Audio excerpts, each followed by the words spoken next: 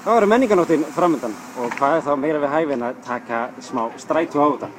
Góðan daginn. Góðan daginn. Svo er ókeypis í strætó á menningarnótt. Það er svolítið skemmtilegt það.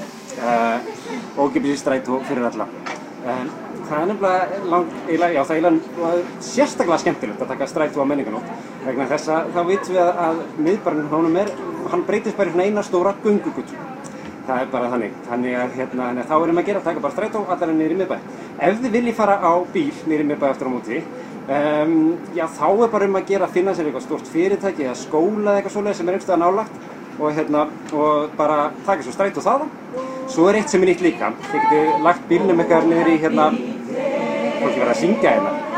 Þið getið lagt bílnum niður í Borgartúni, þið getið líka lagt bílnum niður í Kirkjusand og þar vera skuttlur allan daginn, það keyrir ykkur og líka tilbaka, algjör snill. Svo skiptir öllu máli að vera bara með góðskapið og ekki fara í fílu við þann sem er með lokhengar. Þetta er fyrir okkur öll, þetta er bara ekki snill. Svona verður þetta menningarnótt. Líka var skemmtilegt, allir í góðu skapi, allir að segja góðan daginn, allir að brosa og það er svo gleðilegt. Algjör snill. Það er í strætó.